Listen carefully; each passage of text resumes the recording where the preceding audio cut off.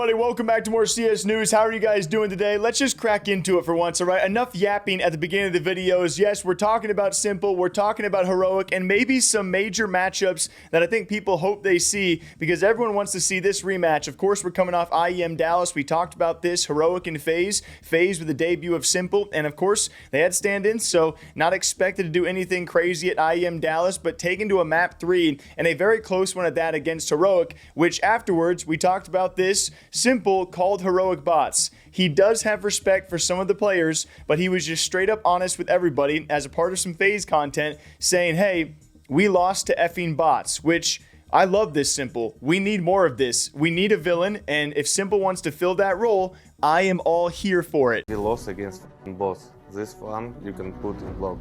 We lost against bots. Bots, heroic bots. Some guys I respect you. The guy from Belarus I respect as well, but we lost to bots. And I 100% sure we will never lose. Even if we're not gonna practice for 1 month with Javi, we will never lose to those bots because they're bots and we're okay. Maybe I'm not human, but my team is humans. Bots, humans, something else. Okay, so yeah. I'm joking in case. But in every joke there is small amount of truth, you know? You Americans, you heard about this? But I am also here for Heroic and their responses. If you guys don't know much about Heroic, I think they do a great job on socials. They've done a great job selling a lot of players, and I think they'll do a great job rebuilding this lineup in the future after a couple of them depart to G2, which we again have talked about Saw leaving and S1mple after the major as well, but they always react well on socials. Whether you hate Heroic or love Heroic, they always do a great job of farming engagement, and they did it with this because after S1mple called them effing bots, they then posted social media content and a YouTube video about beating bot S1mple. And that is exactly how you do it, guys. When S1mple goes at you, you go back at him, and now we all want to see the rematch. Like, I just want to applaud Heroic. You did a great job. I love this little beef and banter, and I want to see more of it. So Heroic versus S1mple. Who will get the final word, though, on this?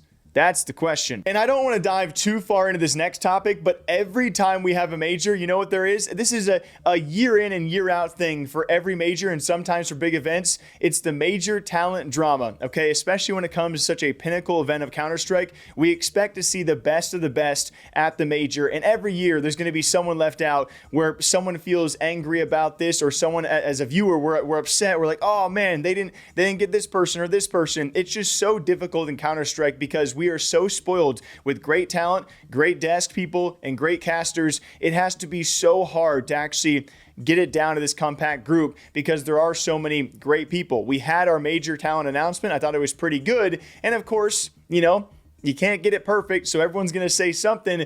This was brought up, though, by a lot of people in the community. It was actually Yanko's response to all of this, which I'm not going to say was a direct call out of someone like Anders. I am not sure if that is correct, but that is what people are assuming as he responded to Professor actually talking about the town announcement, where Prophet said it's a really solid lineup, but Dinko should be there casting with Moses, in his opinion. And then Yanko says, 100%, too bad he just works hard and doesn't complain on the internet. And so people thinking that that was somehow at Anders, which I was surprised by. I didn't really know what to take from this comment. Like when I first read it, I didn't read too much into it, but a lot of people thinking because of the recent article we had talked about involving Anders, and he had talked about the stresses of being a CS talent and the financial sustainability being a very difficult, like a pressure that he had these last few years. He was more stressed recently than he has been in the past decade because of looking for work and how unreliable being a caster in any esport is, but especially one as cutthroat as CS.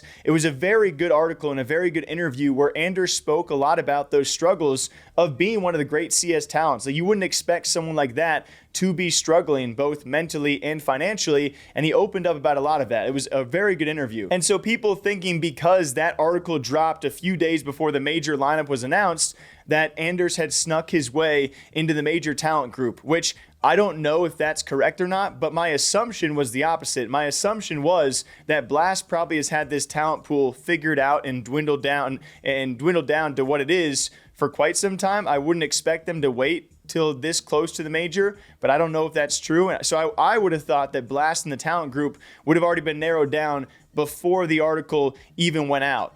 and people thinking that because of Yanko's comment, he was talking about how Anders had this big cry out, and then he finally landed a spot at the major alongside someone like DDK. I don't really want to dive into the weeds about that, but people have their own 2 cents on Yanko saying those things. Apparently, though, throughout this major, he'll maybe be joining some of the other guys to actually talk about the major matchups, but Yanko will not be at the major. And no matter what you guys think about Yanko, I actually was surprised he did not make this list. So I don't know where that beef goes between him and Blast and why he wasn't selected, but I was surprised he didn't, because he is one of the great analysts in my opinion. But for him to go out and complain like this, even if it's at Anders or anyone, when you respond like this, people are going to take it one of 2 ways, right? And a lot of people take it as you're complaining about not getting the job, or you're maybe throwing daggers at someone else who did get the job, which doesn't always come across as like, some great shining light on your attitude. But regardless of all this, I'm very happy with the talent group. I'm excited to see how these guys do. And for me personally, you guys can feel free to disagree. Like, do you agree with Yanko? Go for it. Leave a comment down below. Or do you disagree with him? And what do you think about the talent group? At the end of the day, despite all of that drama, whatever it may be, I am super excited to see Anders back on the casting. I hope that he gets a good play and we can have a monumental moment again. And I'm very happy to have him back in the talent pool again. And we'll see where his future goes of this rotation. Will he be with DDK, who recently said he was going to be back with Bardolph? And of course, Henry G. Anders talked about in his interview how Henry's taking a bit of a break, but I would love to see Henry and Anders back together in Adam. So what do you guys think? The classic CS major talent drama, and hopefully that's about it on that stuff for the future. But one more thing while talking about the talent, it is actually going to be Sjokz. She will also be back for this major. We love seeing Sjokz, of course, very well known over in League of Legends, has roots in Counter-Strike, and for one of the big events, I think she'll do great. And she's also doing great on socials already because G2 wanted to say, hey, we'll see you there. And she hit him with a swift reply of she'll be there for the playoffs. Of course, inferring that G2 might not be, and I don't know if they're expected to be, but wow. Yes, some friendly banter back and forth. Her and G2 go a long, long way back, not just in CS, but of course from League of Legends, so they can afford that banter, but she dominated that one. But anyway, that's going to do it for CS News. It's been a little bit on the low. We're going to have a few days probably of some lower news out there. I'll be covering as much as possible. As always, my DMs are open, and thank you all for being here. Like, what did I miss this week?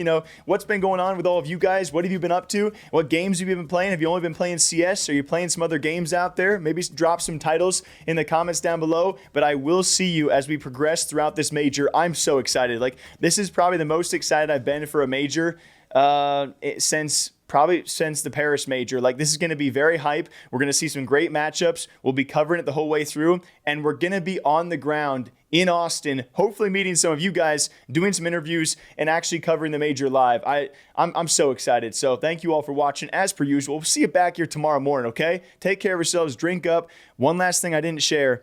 My coffee tasted burnt this morning, but we still powered through, and we still drank that ish, okay? I'll see you tomorrow. Take care. Hello, my brother, my friend, my friend's brother. Hello, my brother, my friend. Brother of my friend is my friend brother. What does he say? Hello, my friend, my brother, my friend. What does he say? My brother, my friend.